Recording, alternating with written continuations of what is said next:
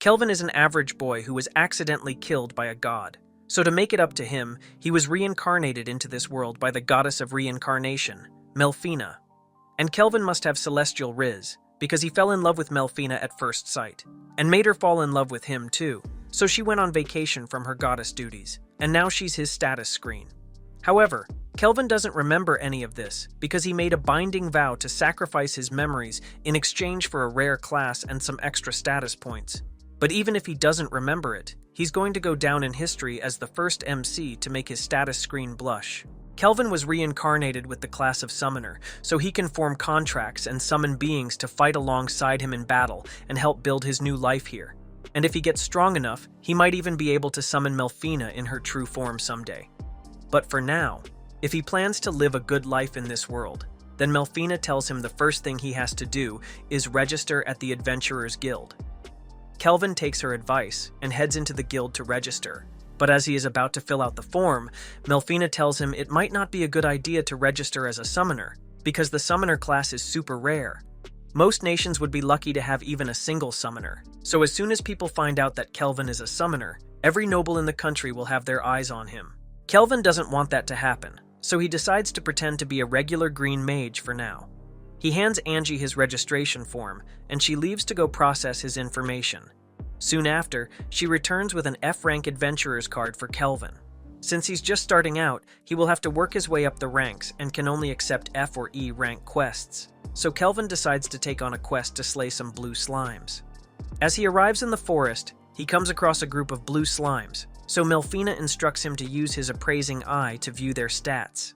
Kelvin's appraising eye allows him to see the stats of anything up to a certain level, but he still can't view Melina's stats yet because she's over 100 levels above him. Anyway, she wants Kelvin to try forming a summoner's contract with the slimes, but he needs the slime to agree to become his familiar, so Melina tells him to beat the slime up until it's close to dying, and then initiate the contract, kind of like asking it to be his friend very aggressively. This also works in real life too. Kelvin wastes no time and jumps out of the bushes to beat up the slime, but that didn't go as planned because he ends up getting smacked by the slime, and his aura is dropping fast. Eventually, Kelvin manages to lock in and hits the slime with the double back swing he learnt from my drunk uncle, knocking the slime down and leaving it barely alive. Melina then tells Kelvin to stretch out his hand to form a contract with the slime, and once the contract is complete, Kelvin is able to summon his new slime servant, Clotho. Also, as a side effect of the new pact, the two are now connected through what he calls the Followers Network, which links him and all his followers telepathically. This was a great success for Kelvin, but he still needs to complete his quest, so he and Clotho find two unsuspecting slimes and prepare to end them. He defeats one using the green magic Melina showed him, while Clotho, high on that S-class summoner magic juice, commits a slime-on-slime crime, and to make it more horrifying, Clotho resorted to cannibalism, giving it an extra 100 attribute points across the board. Still, it has more room to grow with the more enemies the squishy psychopath devours. That said, Kelvin thinks it's weird that Clotho seems a lot stronger than he was when they fought earlier. But Melina explains that when he forms a contract with a monster, the monster's stats are raised by 100 because he's an S-rank summoner. And to be clear, he's the only S-rank summoner in this world, because all the other summoners are around B or C rank. Anyway, with the quota met, Kelvin can finally head home for the day. After getting paid for the slimes, he heads for one of the inns in town, but along the way, he walks past a slave trader who has an elf on display, and Kelvin thinks it might be a good idea to buy a slave to strengthen his party, but he's still too broke right now, so he just keeps walking and eventually arrives at the inn run by a redhead named Claire, a fine, mature woman. After spending the first few days fighting basic enemies and doing beginner quests, Kelvin and Clotho level up quickly thanks to his passive XP bonus boost. Kelvin decided to dump the 100 skill points on the concealment skill, which despite sounding lame, will help maintain the overpowered summoner mage status private in the long run, while for his slime friend, it gained a basic absorption skill. With his most recent quest a success, Kelvin's adventurer rank rises to E, bringing him under suspicion from fellow adventurers, since he's been going solo to quests above his rank from the get-go. Brushing those looks aside, he agrees to take a rank D quest. D ranker named Cashel overhears his conversation with Angie and suggests he join his party on a quest to subdue the Black Spirit Knight. Mumbling in the guild hall reveals that Cashel is at least B rank strength-wise and enjoys bullying newcomers.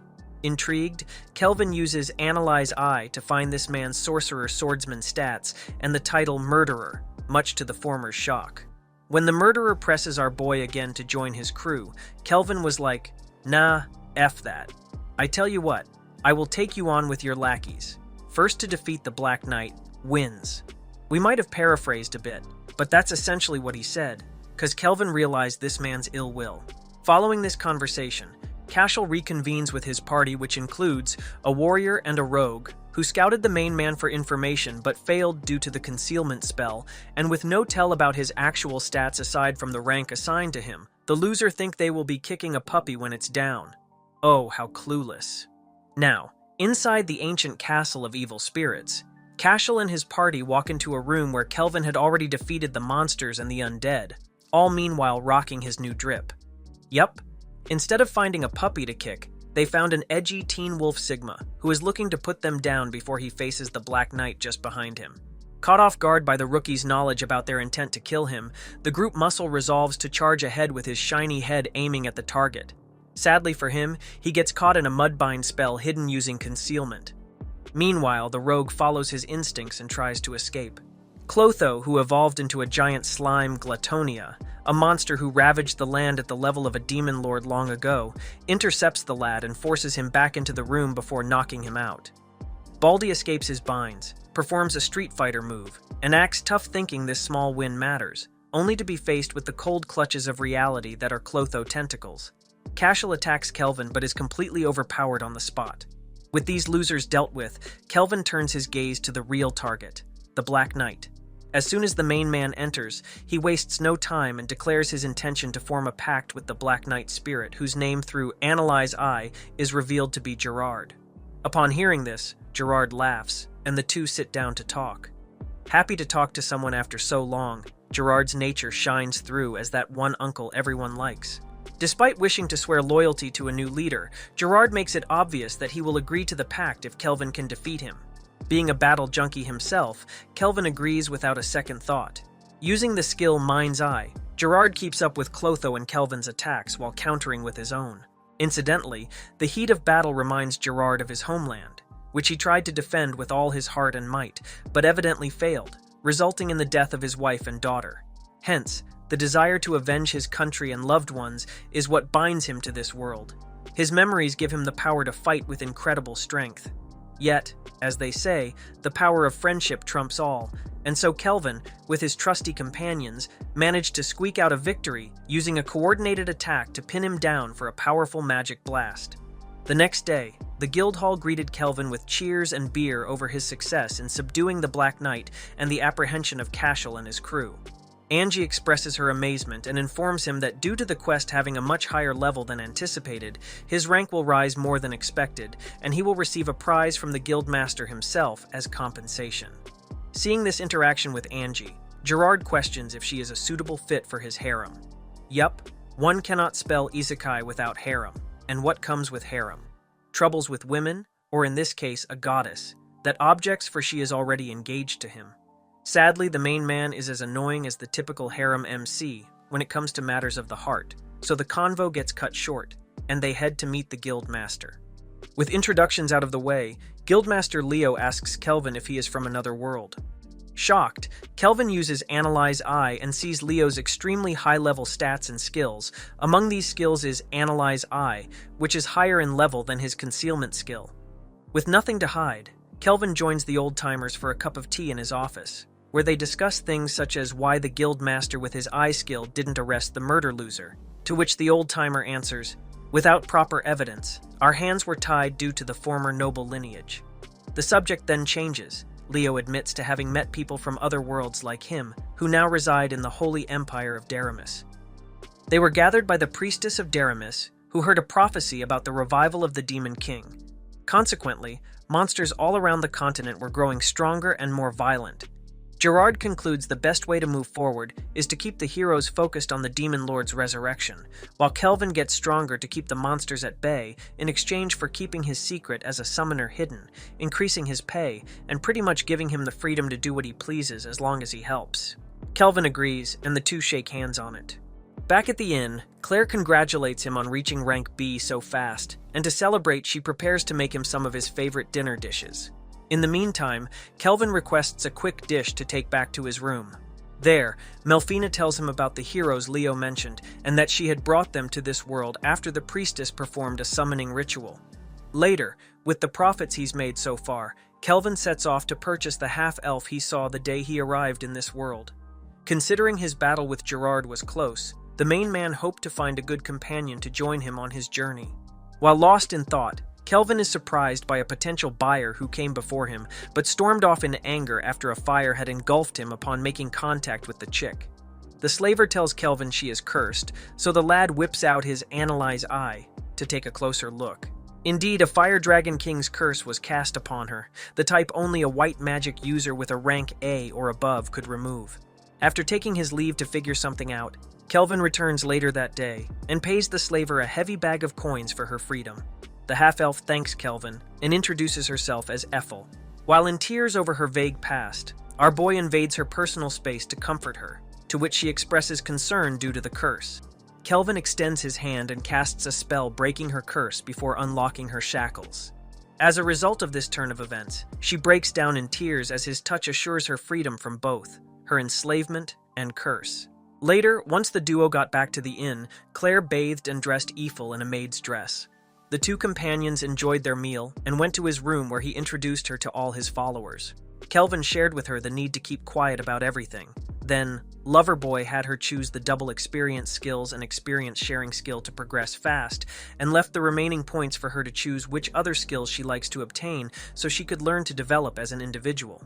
Speaking about growing, we ran into the classic old problem. Girl shares bed with boy. Boy can't sleep. Boy thinks he's in hell. Narrator, me, punches the air. It's been a month since Ethel joined the party. She chose her combat style around archery, and took advantage of the flame dragon fire that was used to curse her. Together, they all went on a multitude of quests, leveling up along the way. With 9 successful missions behind them, Angie reminds Kelvin that one more makes him eligible for the rank A promotion exam, and Ethel's B rank exam is also around the corner. To celebrate, Angie invites them to a lunch date the following day. The date was going along fine until a fat-ass noble got jealous and interrupted their meal with his 2 bodyguards. Kelvin didn't appreciate his offer to take the girls and proceeded to make quick work of the bodyguards. He questions the prince, who turns out had come to town looking for the new mighty adventurer he had heard about for recruitment. After finding out he was talking about Kelvin, they leave him in a puddle of drool and shame. Elsewhere, Melina, having left Kelvin's side, temporarily answers the prayers of the Doramus priestess to check on the heroes' growth. Seeing their status and progress thus far, she gives them a prophecy of a great evil dwelling in a major country on the western continent, so the priestess is to send the heroes there while avoiding the city of Parth.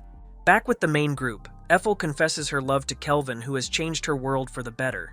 He accepts her feelings but avoids reciprocating them for now. Also, to add insult to injury, he desperately notes that he needs to get a house with enough rooms and beds for everyone. During this time, Kelvin had raised his levels quite a lot, as well as advanced his smithing skill and crafted himself the rank A staff of the Evil Sage Tree and the rank A Dreadnought Shield for Gerard. Meanwhile, Ethel learned advanced tailoring skills and created a rank B Crimson Mantle for Gerard and a rank B Sage Robe for Kelvin. To put it short, this group is fully stacked. Claire cut the group's flexing short to let Kelvin know that Leo seeks an audience with him. Answering his calls, Kelvin is assigned a new quest. Apparently, there was a demon sighting in a rank D dungeon. Seeing how demons are one of the strongest creatures in their world, Melina asks him to think twice about the quest. Sensing the hesitation from the home team's corner, Leo mentions an incident in town regarding a certain prince and how troublesome it was to resolve. Kelvin feigns ignorance and accepts the quest without asking further questions. Kelvin, Ethel, and Gerard approach the Hermit Dungeon Cave, where the promotion exam instructor awaits them. The instructor and his group are maintaining a barrier surrounding the cave so they can't join their quest, but it doesn't matter for Kelvin and his party. They are more than prepared, so they enter the dungeon.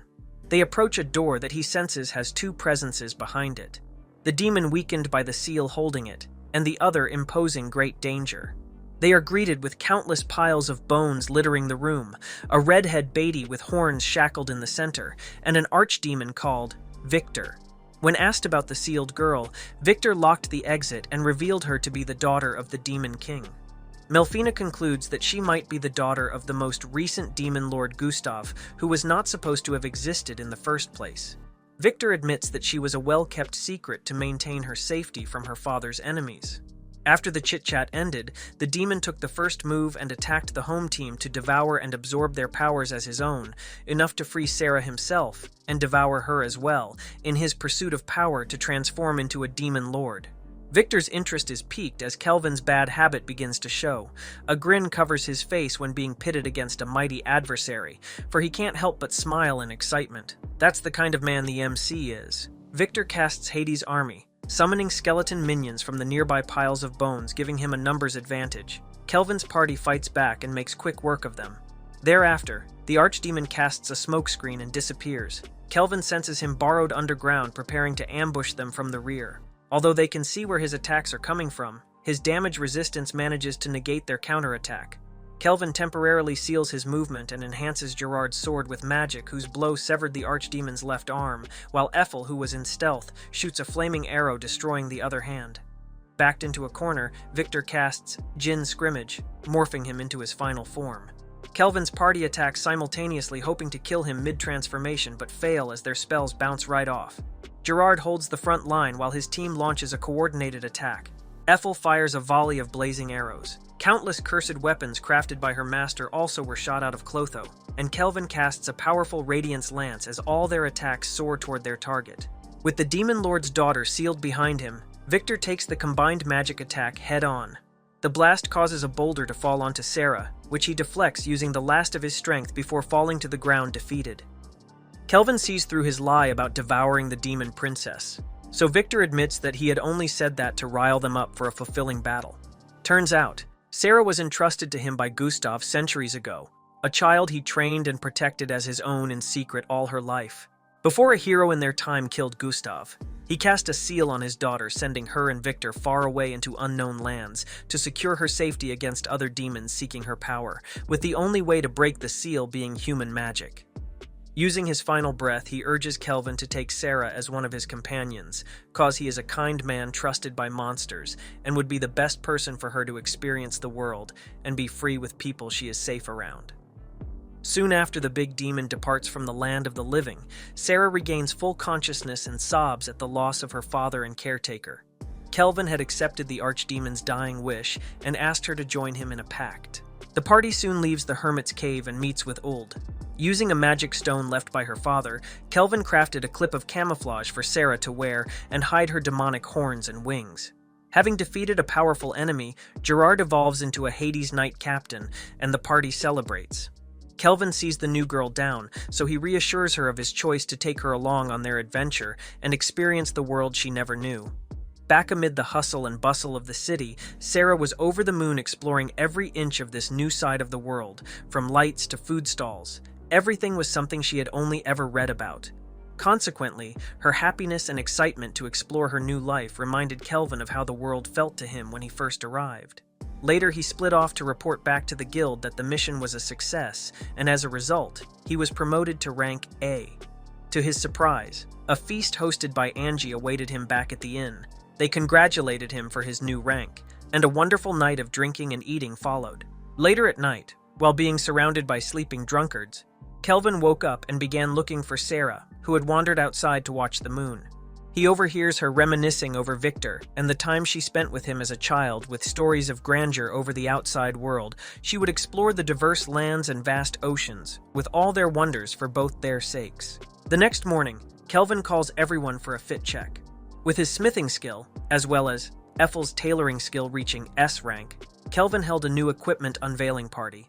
Starting with Sarah, she was gifted a pair of gauntlets named Erendite, crafted from Victor's carapace as a memento from him per her request, and was also given the protective gear Queen's Terror Garb and Cape. Second, Gerard was bestowed the demonic sword Dane's Leaf, which is a much stronger version of his previous sword. Lastly, Kelvin decided to keep the new equipment they crafted for himself and Ethel a secret from the rest till their next encounter. With the upgrades being handed over, Kelvin crushed from exhaustion due to all the crafting, so to help him fuel back to 100, Ethel offers to make him any dish he likes. A deal couldn't pass since he had been craving rice for a minute now. Sadly, since rice is nowhere to be found in Parth, he and his party set out on a journey to find the signature food of his homeland, all the meanwhile fulfilling Victor's wishes for Sarah to explore the world around her. Their destination is Tage, the nation of water situated by the ocean which he heard had the closest thing to rice. The news about this new adventure reaches Leo, who readily supplies them with transportation and other goods needed for the travel and entry. While on the road, Gerard notices Melfina's absence, to which Kelvin confirms that according to what she had told him, she has left to prepare an artificial body that can hide her divinity and reduce her strength slightly, making it possible for him to summon her. The group's peaceful journey is interrupted by an ambush. The bandits reveal themselves to be part of the Black Wind, a notorious gang that disrupted the peace around Tage for a while before an A-rank hero wiped them out. It's obvious that they are way too weak to take seriously, so Kelvin sent Sarah to have some fun, and she had fun. Oh boy, those punks didn't stand a chance. She managed to dispatch the lesser lackeys in the blink of an eye, held the biggest punk with one hand, and made the leader piss her pants. In desperation, the gang leader reveals that her boss is level 70, which piques Kelvin's interest. Later, the group finally reaches Tage, a city whose culture and architecture resemble feudal Japan. There, Sarah lays her eyes on the ocean for the first time in her life, and asks Kelvin to teach her how to swim. But first, they have to head to the guild hall and hand over the Black Wind prisoners. With that handled, they are granted an audience with Mist, the Tage Adventurers Guild Hall Master, as introductions are concluded. Mist informs them that the hero who wiped out the Black Wind, Kristoff, took over the gang himself and conducts human trafficking, as well as other illegal activities inside the city to this day. Mist explains that Kristoff is a well-respected champion of Trison. Reckless attempts to disrupt his secret operations could lead to international disputes between the two nations. Seeing how weak this adversary is and how complicated the situation has become, Kelvin contemplates the best way to handle this problem. Just then, 4 individuals with familiar stats arrive in the city. Finally, the heroes that Melfina had summoned had made it to the MC's proximity, and with this turn of events, Kelvin proposes to Mist a plot, according to which they themselves will fight the rogue champion. Mist does her job and informs Toya, the leader of the hero group, about the bandits operating within the city. In the meantime, Kelvin's party finds and cleans out a dungeon that the Black Wind used to keep their kidnapped victims. On another level of the dungeon, we see that Kristoff has gathered his top officers to share information about the capture of their bandits. You remember, the ones that attacked the home team while they were on the road. Speaking about the devil, their meeting is interrupted by the main man and his party, who immediately wipe the floor with them in preparation for Kelvin's plot around the 4 heroes who are making their way to the scene. After some time, Toya and his group first reach the room with the captives protected by Clotho. A little girl jumps the gun, cause Clotho is a good boy and no one gets to claim otherwise. The little girl's mother explains that Clotho was left behind by their savior to protect them. She asks them to go and assist the hero who saved them against their captors. Hearing this, they rush to the main room only to find Kristoff and his minions passed out, and since they don't know how the bad guys nor the hero look, they mistake the weaklings on the floor to be the good guys, and Badass sitting in the dark to be the villains. Kelvin continues his play over Toya's party and challenges them to a 4 versus 1 match to feed his battle junkie desires. Naturally, the big dog of the hero's team feels insulted, but the ladies talk some sense into him, and so they agree to handicap, as well as to the terms that the winner gets 1 request from the loser. And so, the gang sits the one out enjoying the snacks Ethel prepared, while Kelvin gets ready mentally and physically to test out Skill Eater, new gauntlets he crafted from Victor's carcass. Even though a fight against multiple enemies concerns Ethel and Gerard, it pushes Kelvin forward. He wants to be at a disadvantage so he can come up with solutions and improve his skills and fighting style, for he might need it in the future. Thus the battle starts, and the 4 heroes do a goofy magical girl's stance to summon the blessing of their respective elemental spirits and begin the offensive. Toya charged in but failed to catch Kelvin, who threw a spell as a distraction to dash past him toward the mage Miyabi and touched her with his gauntlet, allowing him to copy her skill. The gauntlet can only hold 2 copies at once, the oldest being overwritten with newer ones, and the new one he took was her unique skill, Parallel Processing. Toya's party rushes in to heal Miyabi while their leader takes on the mastermind on his own.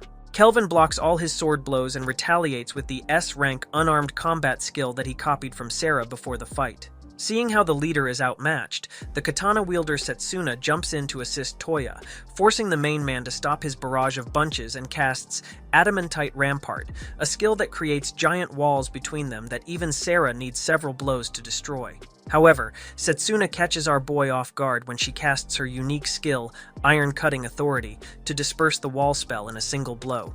In return, Kelvin follows up with a fireball that Toya barely manages to block and save them both. With his injuries mounting and the level of threat now clear, Toya stands up for a second reckless charge, so Setsuna slaps the big lug, reminding him that he is not alone and that their teamwork and reliance on each other is what brought them this far. In truth, the whole thing was lame, but what made it tolerable was the reaction of the main party. They were like viewers experiencing the cringe with us. With a deep breath, Toya cools his head down as he rallies with his party for a coordinated attack. Using a light spirit to blind Kelvin, then Nana locking his foot using Frostbound together with Miyabi's Felony Crush, causing the gravity around him to become heavier, impairing his movement, Toya and Setsuna charge in for the finisher, but get blown away after Kelvin casts Cleft Detonation, an explosion spell that originates from him causing heavy damage to the two heroes. The smoke settles, and Kelvin remains unscathed. He congratulates the heroes on their well-performed combo, but critiques them with advice on how their attacks were lacking and how they should improve, especially Toya, who hasn't used his dual-wielding skill that he uncovered using Analyze Eye. Offended by his words, Toya casts his unique skill to reveal his sword's true form, seeing their leader going all out. Nana casts her most powerful sealing spell, Frozen Temple, rendering Kelvin immobile and unable to use buff skills, while Miyabi summons a Grave Death Ogre, followed by a Gloom Lance spell attack. With things finally getting interesting for him, Kelvin summons two adamantite golems to deflect the attack and buy him some time. To Miyabi's surprise, Kelvin begins the spellcrafting process, a complicated and time-consuming action that he is significantly speeding up using the parallel process which he copied from her at the beginning of the fight. Setsuna cuts down the golems, but she is too slow. Using the new spell, Radiance Crossfire, he simultaneously destroys all of Frozen Temple's pillars, undoing the magic, a weakness Analyze Eye revealed to him. Then, with a series of powerful and precise blows, Kelvin knocks out all four heroes in quick succession. Before Toya passes out, he tells him that while his ideals are just, he still needs strength to enforce them. When he regains consciousness, a familiar voice can be heard. The girl he saw between the captured victims was sitting on Kelvin's lap. With the misunderstanding cleared up, Toya realizes the debt he owes this edgelord cosplayer and the lessons they learned in their fight. He must now follow an order of his as per their agreement. With everyone listening closely, Kelvin orders him to take off his clothes, stun-locking the hero party. Later, we see that all the abductees have been handed to the Toraj authorities. Mist ensures that with the help of the guild, they return home safely and will work with Toraj authorities to confirm their identity, while Kristoff and his crew get trialed for their crimes. Now, with that taken care of, let's get back to the stripping part. You see, although Kelvin's actions with the girls might shout gay, in reality, he doesn't swing that way. Kelvin asked Toya to take off clothes as a foreshadowing of the training he was going to put him through, along with his crew, of course, who are now at the beach. Kelvin overlooks their battle, instructing them on how to handle the situation as a team. It takes them a while, but they manage to defeat the tentacle monster just in time for lunch. Toya and Setsuna tell our guys about their journey so far. It is painfully obvious that their party is too underleveled to face the powered-up monsters appearing around the continent, nevertheless the Demon King himself. Yet that fact doesn't discourage Toya and his friends. They may retreat in the face of defeat, but will train and come back even stronger to overcome their failures. Their answer satisfies Kelvin, and so he hands them an amulet as they say their farewells.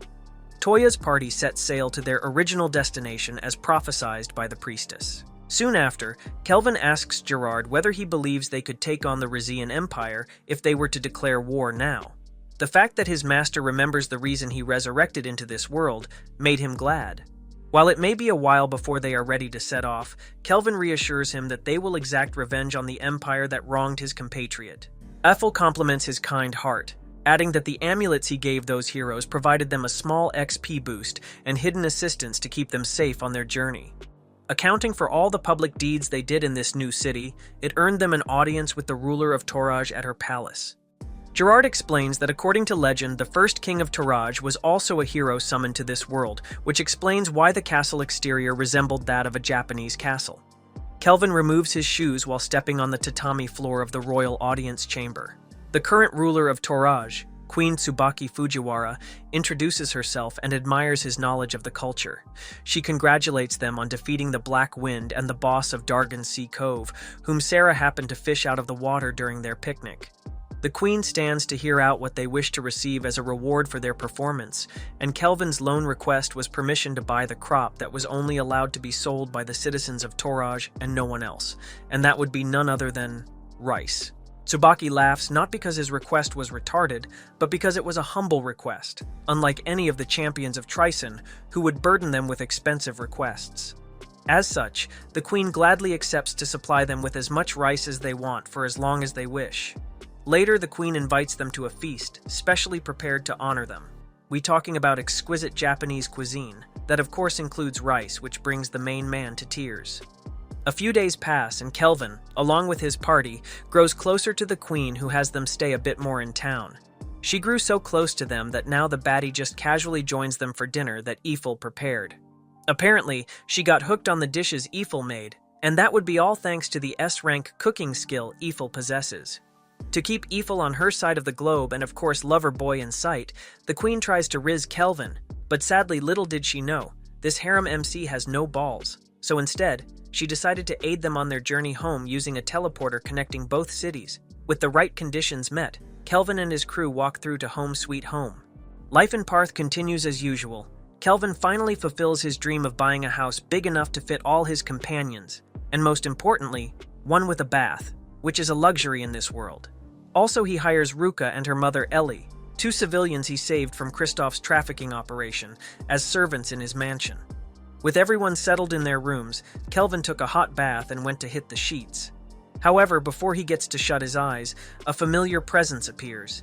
Yes, Best Girl is back. Melina is back. Finally, after tweaking the artificial body to her needs, she is now ready for summoning. Without a moment to lose, Kelvin summons her. She appeared to our boy in her angelic figure with white wings illuminating his room. It is now clear why his past self fell in love with her at first sight. Now that the voice they all heard in their heads through the followers' network finally has a face, Melina officially introduces herself to the party over breakfast. As a reward for finally summoning her, Melina grants Kelvin the blessing of the goddess of reincarnation, which has two effects: immunity to a fatal blow dealt to him once a month, and the ability to summon heroes. Sarah and Melina contend in a sparring match for the right to sleep with Kelvin, and they both go all out, but it ends in a draw. Meanwhile, Kelvin was pondering the safety of the four heroes that traveled to the eastern continent, and what his new blessing could mean for everyone. Later, he asks Melina why they need heroes here in the first place. She explains that demon lords are cyclic beings that will emerge in this world inevitably. Although each demon lord is different, they all possess the same special skill named Mara Pisuna. This skill has two effects. Firstly, it can draw out and amplify the owner's malice, which can alter their personality completely. Secondly, it nullifies any damage received, making them invincible. She explains that heroes from other worlds carry foreign powers that can overcome this skill and defeat the demon lord, hence the need to summon them into their world. Kelvin voices his concern about the hero summoning, stealing someone from their world against their will. Melina tells him that he can choose to resurrect a random dead person instead, similar to how he was brought into this world. Needing all the help they can get, Kelvin gathers everyone to witness the summoning of their new comrade. He uses almost all his mana to summon an individual as strong as he can afford to. The resurrection summoning circle forms, and after some time choosing their skill points, the hero appears. A young girl introduces herself as Rio. She cries and thanks Kelvin for bringing her here before they both pass out in exhaustion from the ritual. Dreams of her death in a hospital bed wake Rio up. Likewise, she gets up and makes her way to the garden to enjoy her newfound freedom. Kelvin joins her and tells her of his resurrection and the events leading up to this moment. Rio reveals that in her previous life, she was terminally ill and bedridden for as long as she could remember, Fantasy novels were her only source of entertainment in a world she could not explore. She once again expresses her eternal gratitude to Kelvin for granting her a second chance at life in a magical world and asks to join his party. He agrees on the condition that their similar and rare appearance would be played out as them being siblings to the general public, as well as a name change. She agrees and decides on a name she loved in her past life. And just like that, Rion officially joins Kelvin and the gang as the newest companion. Waking up in a bed full of his female companions, the group's destination today is the Sangria Forest. Kelvin brings everyone along, including the servants. He explains that while Clotho, Gerard, and Sarah rampage through the dungeon separately, everyone in his party sitting at the entrance will gain experience and level up through his shared experience skill. Suddenly, a shadow wolf attacks their main party. Kelvin takes this chance to subdue and create a pact with it. Rion and Ruka can now enjoy their new furry best friend. Not short after Kelvin senses a familiar aura, which turns out to be Uld, and he's coming his way accompanied by a few adventurers heading to take their promotion exams. After introductions concluded, the background adventurers made their way to the forest, the same one that Sarah, Clotho, and Gerard returned from. To Uld's surprise, Kelvin's party members had cleared out the entire forest, leaving nothing for them to hunt, so the latter went on his knees and started profusely apologizing for the inconvenience. Speaking about tests, Uld informs the main about his upcoming S-rank promotion exam. He contemplates what it could include while helping Rion wash their new pet, named Alex. Rion spends the next couple of days getting used to her surroundings, training and bonding with her new party members and animal companion. One night, Kelvin, Sarah, Clotho, and Rion find themselves awake as suspicious figures surround their mansion. Ethel and Melfina sleep peacefully while Gerard guards the two servants. The force surrounding the house was pretty low-leveled, so Kelvin takes it as a chance to have Rion test her skill out with Alex. With a mini Clotho on her shoulder and Cashel's reforged sword in hand, Rion accepts her first assignment and sets out to face the threat. She and her pet make quick work of the intruding forces while Kelvin personally attends to the leader hiding on the sidelines. It is clear that his directive was to avenge Kristoff given by the Empire of Trison. At the capital of Trison, the Emperor holds a war council between himself and his closest officers. They discuss the recent plan hatched by one of their generals, Tristan, and how it negatively affected their position relative to their neighboring empires, Gon, Tauraj, and Daramis. Tristan admits that while everything did not go according to plan, the animosity the other empires feel towards them is the perfect opportunity for them to initiate Trison's age-old dream to unify the land under their rule, seeing as how everyone else has grown complacent in times of peace. Princess Shutola votes against the plan, as does General Dan. However, her brother General Asgard agrees, leaving the decision as a tie left up to General Clive, who did not appear at the gathering. Finding his proposition amusing, the Emperor agrees to decide whether Trison goes to total war based on the votes of his 5 generals. Therefore, summons are sent to General Clive, a man whose army and quarters are filled with women who seem out of it. He leaves his Diddy-themed party to cast his vote and decide the fate of the Empire. Kelvin and his party arrive in the Forest of Crests in the southwestern part of Gon. They have undergone a long journey to reach the village of elves. Leo informed Kelvin that the assassins sent to his mansion belonged to Trison, the same empire that now suspiciously conducts business on the border of Gon. The Gon's Emperor Leonhardt himself sent after Kelvin for a personal audience that would also pass his S-rank promotion exam. Thus, he and his party left on this journey shrouded in mystery. However, he is sure of one thing: Kelvin needs permission from 2 emperors to level up for S-rank. Luckily, his first was given by Tsubaki of Tauraj, while his second awaits Leonhardt's judgment. Unfortunately, the village of elves was attacked by an S-rank monster, so their journey is halted by the village's elder, Nellis. During their first encounter, the elder is baffled by the sight of Ethel, whom he thought to be the long-gone Rumel.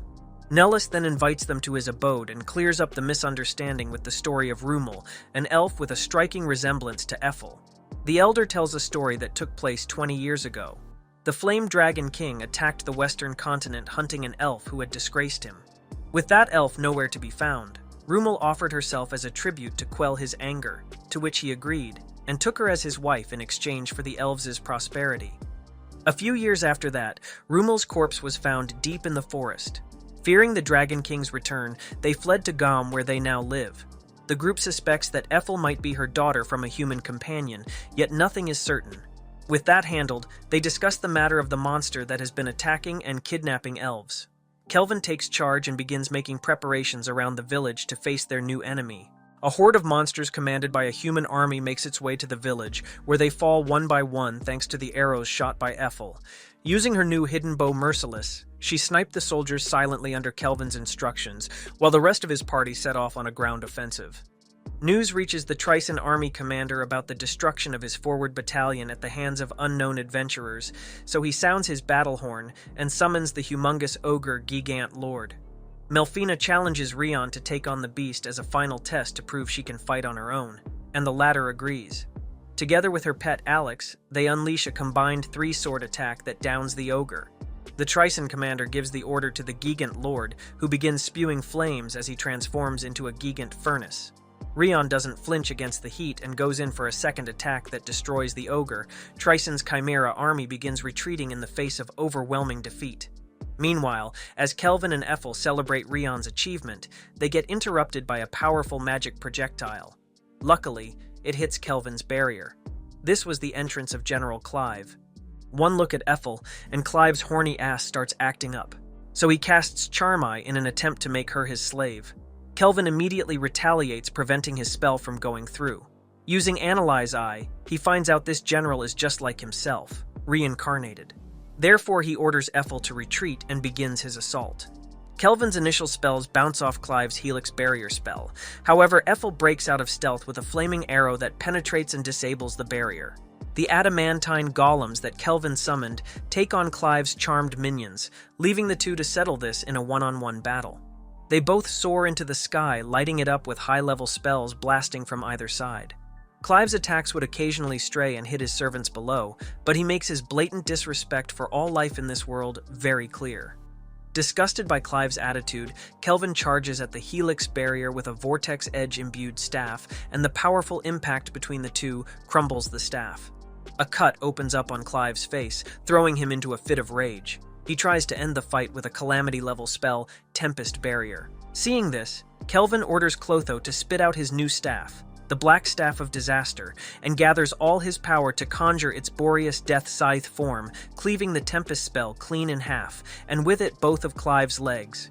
Before he can land the finishing blow, Tristan teleports him away using a strange golem and unfamiliar summoning techniques. The four-eyed douche admits that he orchestrated the attack, and that Kelvin's efforts resulted in their defeat. And just like that, they vanished away into thin air with promises of future encounters. Ethel informs Nellis of her party's victory against their attackers. He begins preparations for a grand feast while Kelvin and his crew reconvene and share praises. Clive, on the other hand, undergoes torturous experimentation at the hands of Tristan's men using cursed weapons. But back to the fun stuff. While his party members celebrate with food and music over their great victory, Kelvin watches over them from a distance as Ethel joins him.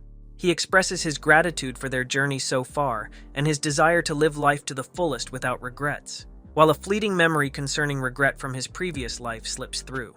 Ethel shows him a keepsake from her mother Rumel given to her by the Elder. Then they share a moment as she turns around for Kelvin to pin it to her hair. Ethel expresses her love for him with her desire to serve her master for as long as she lives. The rest of his party catches up as a small elf girl runs up and hugs Kelvin, thanking him for his help. The kid can't help but laugh over her little ruse and admits that she is an item created and controlled by Leonhardt to watch them. He gives him a passing grade and invites them all to an adventurer promotion ceremony in 4 days, where he will have to fight other S-rank adventurers. Kelvin's bad habit shines through, and the show ends with our boy's wide smile at the thought of facing new powerful foes alongside his new family.